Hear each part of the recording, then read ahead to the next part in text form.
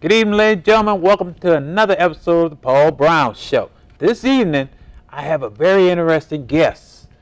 Her name is Miss Paula Harvey, and she is a candidate for the Mecklenburg County Commission District 5. How you doing there, Ms. Harvey? Just great. It's really wonderful to be here this evening.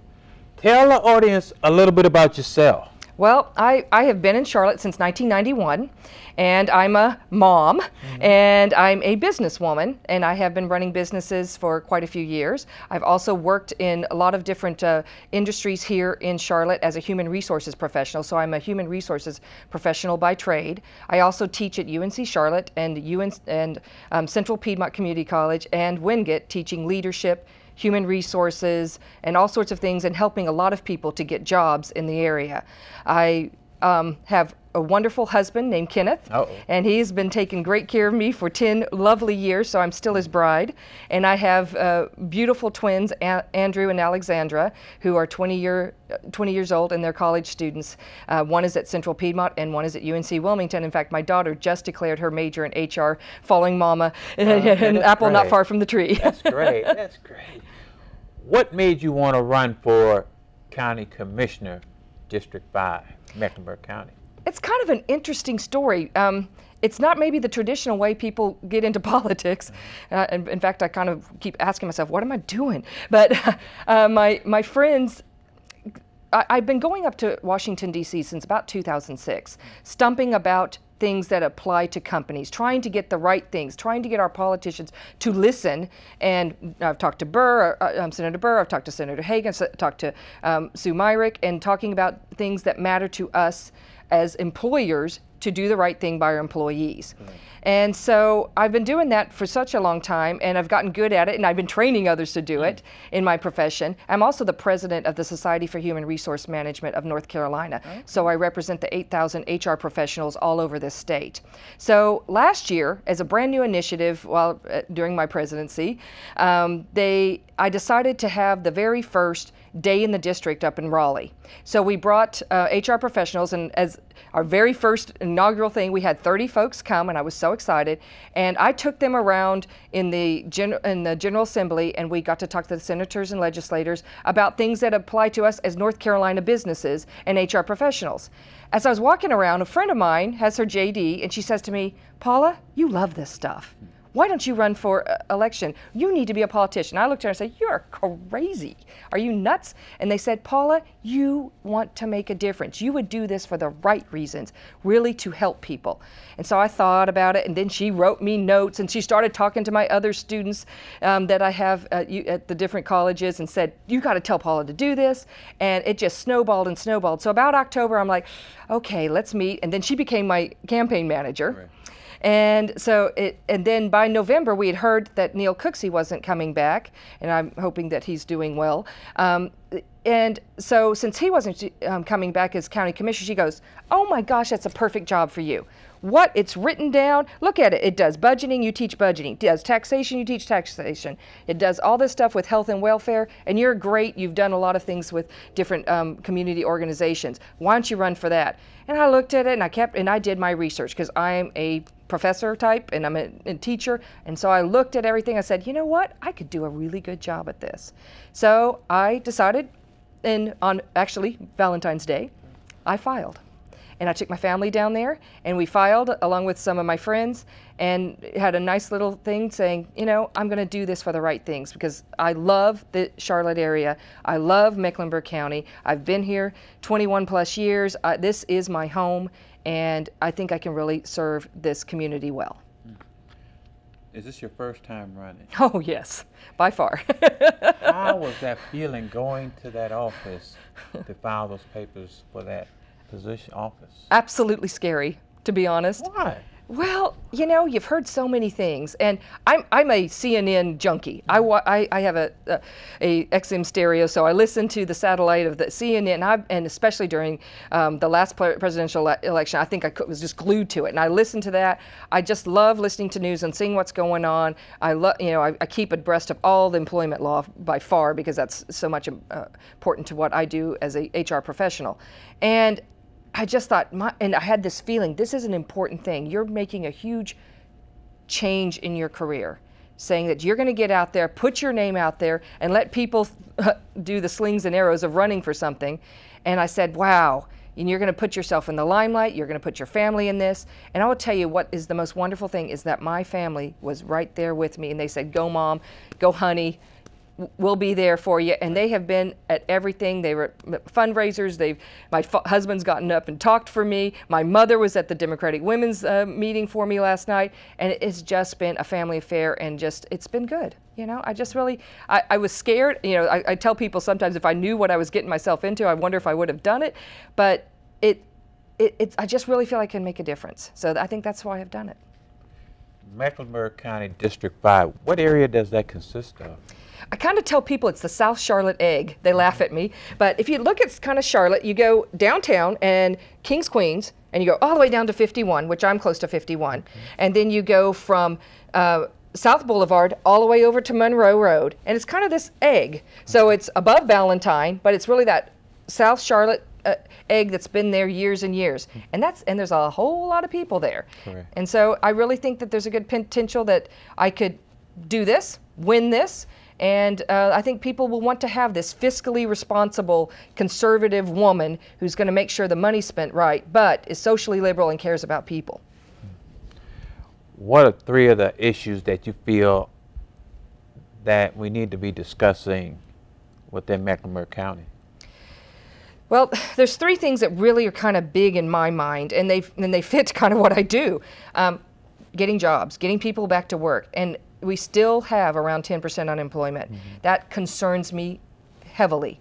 I've been working with a lot of the in-transition groups that go through the churches. I go and speak at them. I give talks about how to do your resume, how to do the right thing when going for an interview. I've done lots of this. I've got lots of referrals. I'm big on LinkedIn, trying to help people network and find the right jobs. But I just feel like we still can do more. We can do more to bring in the right businesses. We've got to make sure that we are doing things to entice companies to come here and stay here even more. The ones that are here, we don't want them leaving. Right. And we want them to keep those jobs, and we want them to keep flourishing. And I will tell you, right now, I feel the most positive I've felt in about 3 or 4 years. I was talking to my students last night in class and said to them, you know what? I feel that the economy is rebounding. There's so many good things going in Charlotte. I'm talking to a lot of employers, and the construction industry is a huge area. It's starting to boom again, and that tells me that we're on the way back. And so there's going to be jobs. So we just need to keep on doing those things that bring jobs to Charlotte. So that's one big thing, and keeping those companies. And the other thing that I think is really important is that in order to keep these companies and to keep the jobs and to bring the companies, so jobs and companies, and is the final thing is we've got to have great schools. And one of the big things that the County Commission does is approve a good portion of the budget for Charlotte-Mecklenburg schools. And I'm so encouraged by our brand new superintendent, and Dr. Heath Morrison. Correct. He is talking about Good to Great, which is my favorite business book. I actually use it to run my business. And he talks about not having a good school system, but having an excellent school system. And why not? And I'm going to tell you, with having kids that have started, you know, at Smithfield Elementary in kindergarten with the most wonderful Principal Mays, all the way to Char-Meck High School where they graduated in 2010, I felt like they got a great education. But I want that for every child in Charlotte. And I want that especially for children in District 5, but I want it for every child in Charlotte, and I want us all to feel that we have a great school system, and if not excellent school system. Okay, how do we keep the teachers when we have such a budget situation, or how do we handle that situation as far as Well, a lot of it has to do with morale and doing the right things, making them encouraged to be there. I mean, there's always going to be a finite amount of money. I have a finite amount of money that I can pay my employees. But I'll tell you, my employees will tell you the reason why they work for me is because I'm a great employer, and that they enjoy working for me as my employees, and that I treat them right. And I think that we've now got the great group that's going to be in there. We have an excellent school board, and if we keep the things that the seeds that we are planting right now, I think we're going to see the turnover hopefully start shrinking. I think that he's done some things with auditing and getting the right things in place, and with, you know, hopefully being able to do some raises now that we've earmarked some money. I think the county commission currently did a great job of earmarking money for those raises. That will start helping with some of that. But I'm going to tell you, money does not incentivize people to stay. Money is not a motivator. Money is a demotivator. So people, if you pay them a fair wage, they'll be happy. And they'll be okay with that. But it's who they work for. It's having great bosses inside of the school system. It's having a great co-workers. It's having great students. All of those things will motivate those teachers to stick around. Not the money. They want a certain amount, because everybody wants a certain amount. Correct. But you could throw money all over the place, and if they're not liking what they do, they still will leave you. That's in any business. So how do you, I guess, determine who gets the additional money? And I'm going to say, you know, funding. I really feel that is for the school board. Mm-hmm. I think they need to go through. They have a phenomenal performance plan. They just need to execute it as they have been, and they should be looking through who are the right teachers, what they're doing, and continue to do those things. And so, you know, that's just like me running a business. I do the same thing. Those who perform are those who get raises and get to stay around. Those who are not performing and those who are causing issues, then they don't stick around. And that's how anything should be in any type of organization, whether it's a school system or whether it's a business. Property taxes. Oh. That was one of the key issues that we were facing. What do you feel about the property taxes and how they determine that? I'm going to be honest. I'm a South Charlotte resident. I'm not happy about it. Okay. A South Charlotte resident, most of us aren't. Mm-hmm. A lot of us are very unhappy. Well, I just don't think it was done correctly. I think they could have done, a lot of it has to do with communication. And that's one thing I will bring to the county commissioner. I am a human resources professional. I'm a good communicator. I'm a good negotiator. And that's what I even train folks on in my consulting company. And I think we didn't do a good job of that. Okay. And because of that, it caused a lot of the issues. Nobody wants to pay too many taxes. And there's no way I'm going to ever promise, as some other people do, that we're not going to have taxes, we're not going to raise taxes, because that's being foolish. You have to really look at things and see what fits. And everyone's got to pay a certain amount. But what I will promise is you won't be paying more than you should be. Right. And you really need to be looking at that. I'm really glad that we have a reevaluation going of this reevaluation, that they're looking at it and things, because I think there are major concerns, and I really believe that we do need to be looking at that and making sure that everyone is paying the fair share. And that's really how anybody wants. You don't want to, who wants to pay taxes? No one does. Correct. But if we don't pay taxes, we don't have police, we don't have garbage, we don't have sewer, all those things. So we got to have it. Mm-hmm. So how do we go about in solving? What's the possible solution? Well, I think what this group that they're bringing to look it over has got to do that. Another thing that we do is we don't wait 8 years to do a property revaluation, because the max was 8 years, so they got pushed against the wall to do this. And I know why they weren't doing it. It was because we were in a recession. But we should set a different setting of time or something. It could be maybe every 5 years or whatever to be doing that reevaluation. I don't know what the perfect things, because I haven't investigated enough, but I think we need to set and just have, okay, this is when we do it. I mean, I look at the Society of Human Resource Management and what we do in our credentialing for HR professionals. Every 5 years, we look at the credentialing again. That's just like anything else. You should not wait forever to do it, because then you have a tornado and a volcano happen, and that's essentially what happened.